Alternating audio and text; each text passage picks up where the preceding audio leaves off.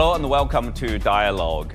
Nearly 2,000 representatives from over 60 countries and regions are gathering in South China's Hainan province for the annual conference of the Boao Forum for Asia, with a four-day event focusing on the theme of Asia in the changing world towards a shared future.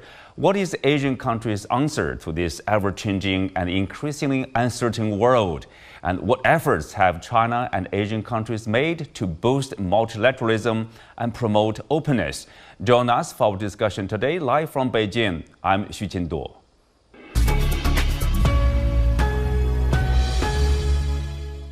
Joining me in this part are Professor Liu Baocheng, University of International Business and Economics, Zafar Uddin Mahmood, Policy Advisor to the Secretary General of the Boao Forum for Asia and the former Special Envoy for the China-Pakistan Economic Corridor, Joel Ruet, Senior Fellow of the Belt and Road Initiative Caucus for Asia Pacific and the former Malaysian government official, and Joel Ruet, Chairman of the Bridge Tank. Welcome to Dialogue. So, Zafar, I will start with you. You are the insider of the Boao Forum for Asia. Share with us your understanding of the theme and also the background of this year's forum. Okay, thank you very much, and a very good evening from Boao. First of all, please allow me to take a couple of minutes to share with you the theme and the topics which we will be discussing during this year. The theme, as you have mentioned, is Asia in the changing world towards a shared future. And most of the sessions, they are covering four major areas. One is the building trust and promoting cooperation in a fast-changing world. Two, it is promoting growth, rebalancing globalization for inclusive development. Three is shaping the future, accelerating the SDGs for more effective response to global challenges. And the fourth is identifying new drivers, strengthening AI applications and governance of innovative development. Besides, we also have roundtable for the youth and women, bilateral business dialogue between China and Japan, China-Korea, and China-Australia. Two important reports has also been released. One is on the Asia's economic outlook for the year 2025 and on the SDGs. And the message which we would like to send through this annual conference is of trust, confidence, solidarity, cooperation, common development, and shared future for all. And this year's participants, they come from across the world. Beside Asia, we have participants from the US, Europe, Africa, and Latin America. So this is more inclusive kind of discussions we are having. So during these 2 days, we have many sessions, and most of the speakers, they spoke about the current situation in the world, and they were strong believer that the world needs more dialogue, more cooperation, rather than more confrontation. Absolutely. Speakers from around the world. We have Joe from France, Europe, obviously. Joe, from your perspective, looking at China, looking at Asia, with a focus on development, with a stress on, say, shared future. What do you make of this year's Boao Forum? Yeah, good evening from Boao. I would stress continuity in a disrupted world. Of course, this year, the Boao edition definitely bears the imprint of what happens in the global economy, uncertainty and everything. But I would say that compared to the turmoil we have in the general media, the turmoil we have in the more political meetings in the international community, here gathering in a known place with new faces, but also with people who've started a conversation and have continued the conversation over the years. We come, we know each other, we resume the conversation, we compare notes of what we think about scenarios, and we discuss the problems, of course, but we immediately focus on solutions, we focus on resilience, we focus on economic transformations that ought to be done anyway, be it in terms of transformation of the Chinese economy, more consumption, the dual circulations, be it in terms of Asia, the deepening of the free trade agreements. There was a fantastic session today, or on the larger scope, there was a very innovative session today on climate change, with many people coming from new institutional solutions, financial solutions, how to blow up the envelope on that. So in a grim world, the fact that people know each other, who are focused more on cooperation than on problems, is a breeze of fresh air, like a breeze of fresh air. John, obviously, this is an increasingly uncertain world, but in general, for Asian countries, the priority remains development, investment, and trade. Openness, multilateralism, trade, etc. Is that the case? Indeed. And I just want to pick up on Joel's point about this breath of fresh air. It's just important that and significant that such conversations are still being held on a very serious level and across Asia. So, even quite apart from the content of the discussions, the fact that such discussions that are about development, about integration, about peaceful coordination, those are things that are much needed. They send a powerful message about what Asia stands for and what Asia values. So the Boao Forum, I've been watching it over the years. It's coming into its own more and more. And this theme of Asian cooperation and solidarity, and indeed a degree of economic integration, is becoming really important. So I think that context is important in an extraordinarily turbulent period. So I think this forum and this group, this constitution of Asia itself, is helping us move in a peaceful way towards a multilateral, multipolar order. Mm-hmm. Will Baocheng, one of the Chinese economists, Mr. Zhang Yuyan, from the Chinese Academy of Social Sciences, expressed his worry, actually, I guess it's by the background over the U.S. tariffs and the restrictive measures. He said, I quote, "One way this logic plays out is by surprising competitors, even if I incur losses myself, as long as my rival suffers greater losses, I can still maintain my advantage." This is a lose-lose situation, or as in his words, like a negative sum situation. It's really about its impact on Asian countries and how should Asian countries respond to such a challenge, right?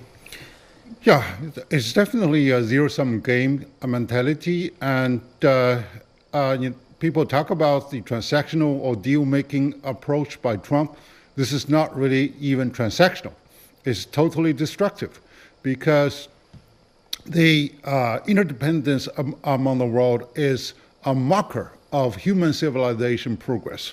So the people who live in the cocoons, who live in the autarky or isolation, they never benefit. And that's also very harmful to their neighbor. So now Trump is really taking advantage of the diminishing power of the U.S. to coerce the world to come to terms that is totally unilaterally beneficial to the United States, and also on a contemporary basis. So now it drives the world to really to think of a better self-sufficiency and self-reliance, and also more of the solidarity among the regional blocs. And also given the fact that WTO is not as active and functional, so regional integration programs like the CPTPP, like the RCEP, they are all functioning pretty well. Actually, that's more advanced than the general principles set forth by the WTO. So it also gives a warning sign to many of those emerging economies in particular, that if they really continue to serve as a locomotive to drive the global economy and regional economy together, multilateralism is the way to go. Regional integration is the way to go. So, by building a more rule-based structure for further collaboration based on trust and inclusiveness, and this is the only way that we can really weather the headwinds produced by the other side of the Pacific. Mm-hmm. The Chinese economist, I want to join your view here. And Mr. Chi Lin, president of the China Institute for Reform and Development, he suggests that we attach importance to issues concerning Europe, concerning U.S., but we must ensure our own backyard and region are in order.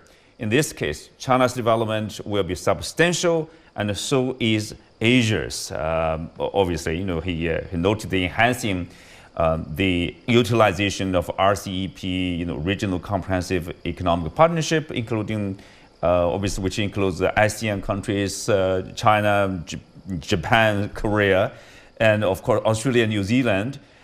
So it's one of the most important tools to promoting regional economic integration. Latest news, we have Indonesia joining this new development bank. So we do see this increasing integration. Some others are also suggesting, given the paralysis of WTO, probably RCEP, for example, beyond this 100% free tariff, but also zero tariff, but also probably we should build a dispute settlement mechanism. So, if there are problems, we can deal with it in a peaceful way, follow the rules. John. Your mic, John? Sorry. Okay. Yeah. Sorry. Yes, I think. Wait. Let me take a step back and look at where we are now in terms of those rules. Right. Up till about January this year, we were being fed a lot of messages about conformity to a rules-based order. But under the Trump administration, I think the U.S. has made a decisive break, even with that and with liberal internationalism and with any pretense of rules-based international order. So even Secretary Marco Rubio has conceded that unipolarity is over.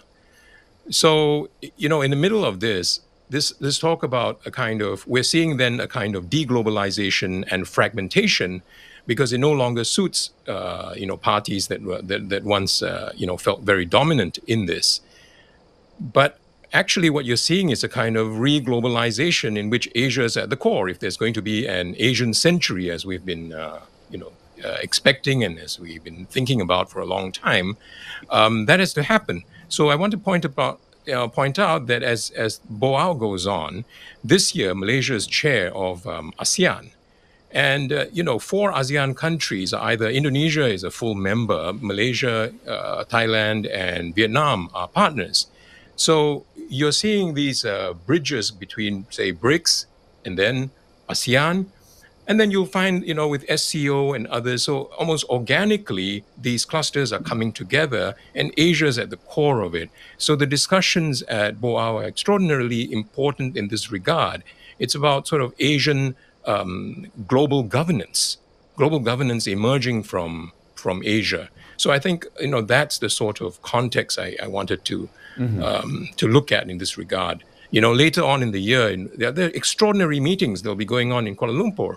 In May, for example, I think there's a meeting of ASEAN, China, and the Gulf Cooperation Council, the GCC. Now imagine that. This is a kind of a $6 trillion group of, just ASEAN and the GCC alone is $6 trillion. We're not talking about China in there. So this is all coming together. Yes, coming together here. Joe, of course, if you look at this Asian integration, Asian-centered integration together with other countries, where does Europe fit? In the European Union, for example, are you expecting closer partnership? Probably, we are talking about Asia accounting for over 40% of global GDP, of course, and 4.5% growth this year, higher than last year. So there's a great potential there. Yeah, I would say that, seen from Europe, there has been an acceleration in the decentering of our views, that we had already started.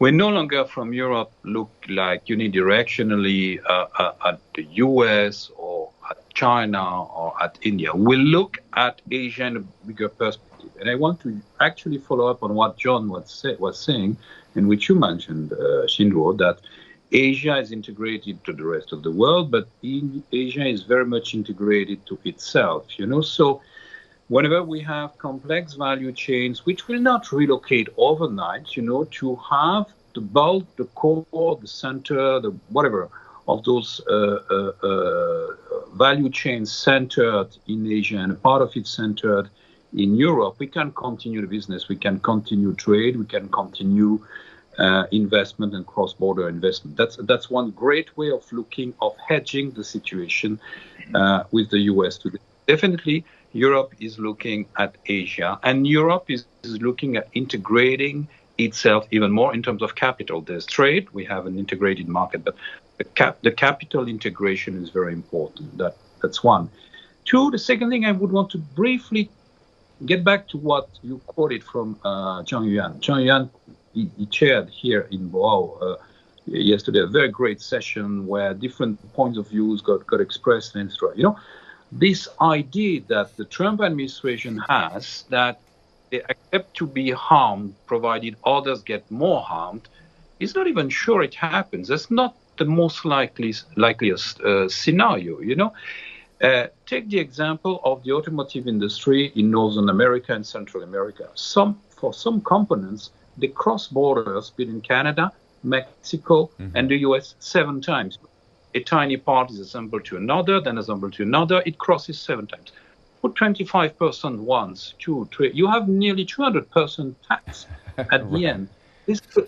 Even there, this will ruin them. So on the short run, a few segments, but which are central to key industry, might collapse. And in the long run, the gamble that, this will attract relocation of industry investment is not for sure, because if you relocate an industry, some segment of an industry, that doesn't mean you relocate the whole ecosystem. So one part of your ecosystem is still in Asia, is still in Europe, and then seen from the US, you still face the tariffs. So you've solved only one part of the problem, I think the US is taking a great risk because one statistic is important. You have more European investment today, industrial European investment being invested in the US than in Europe, So this is even that investment that might be discouraged when things fluctuate, and this European investment that was going to the US might return to Asia. Mm-hmm. Well, there's one great potential there. Thank you, Joe. Thank you for participating in the dialogue.